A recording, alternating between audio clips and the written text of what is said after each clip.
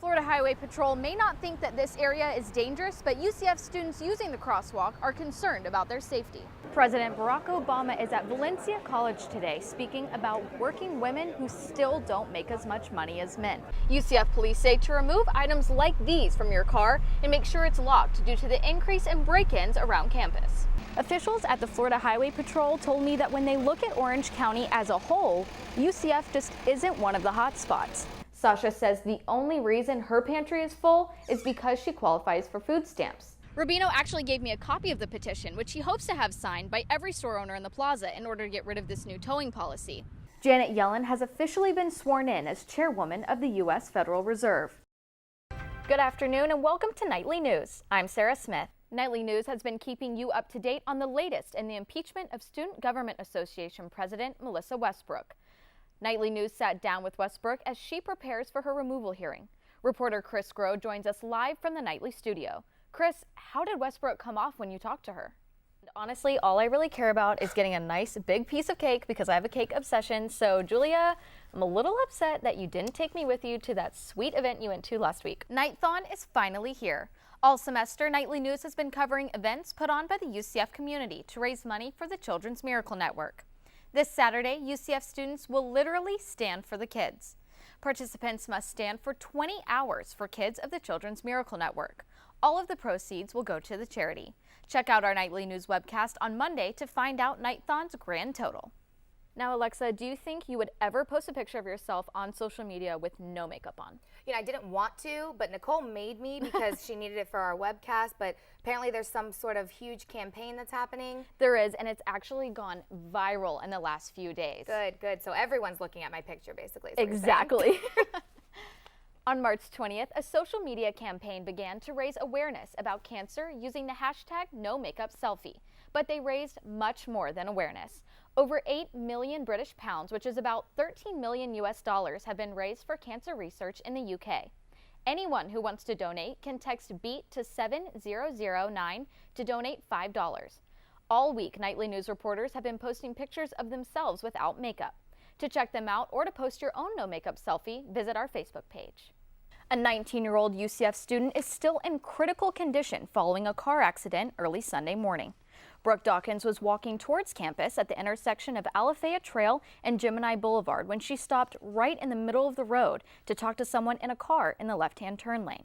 When she continued across the street, she was hit by a truck. Nightly News reporter Claire Davis spoke with attorney John Morgan, one of the main proponents of medicinal marijuana.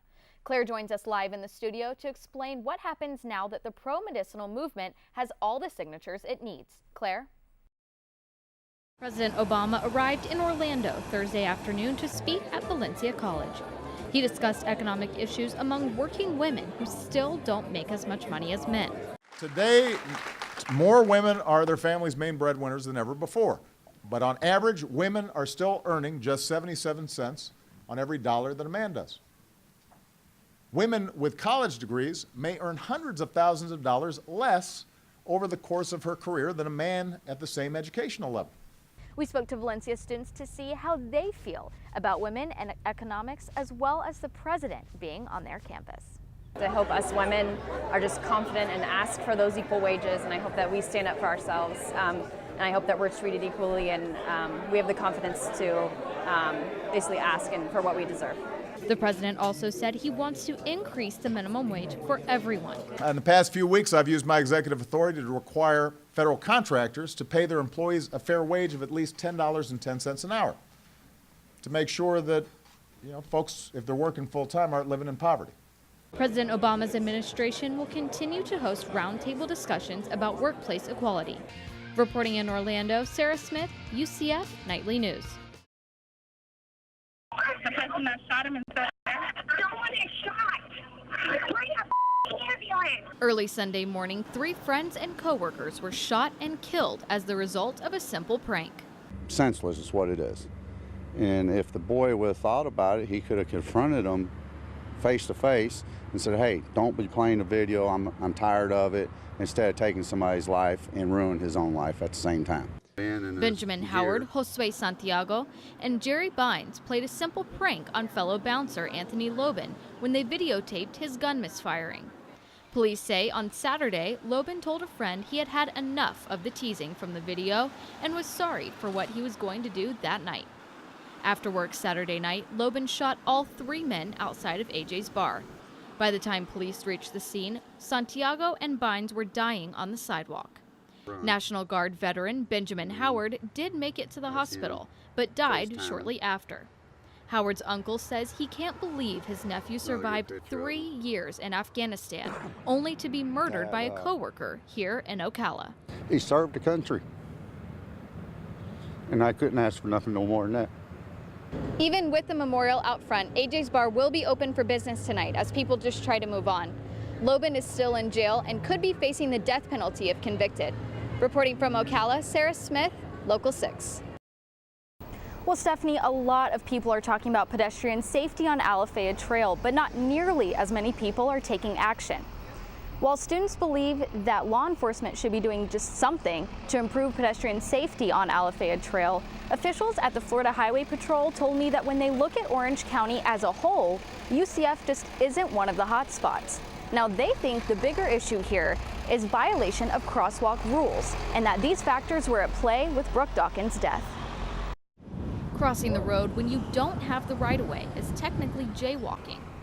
Although you're likely to find people jaywalking at any time of the day at the intersection of Alafaya Trail and Gemini Boulevard, FHP official Sergeant Kim Montez told Nightly News in an email that there have only been 3 pedestrian fatalities on this road since 2008, and FHP does not consider Alafaya Trail to be a high pedestrian crash area. Florida Highway Patrol may not think that this area is dangerous, but UCF students using the crosswalk are concerned about their safety. I don't think that just because there's only 3 deaths, that's like not enough reason not to do anything about it. I think how many people are more supposed to die before they do anything, so I think they should do something about it. With a new apartment and shopping complex opening right across from UCF in fall of this year, the number of students crossing Alafaya Trail will only increase. The complex can house more than 1,300 students, and officials from the plaza told Nightly News they are almost at full capacity.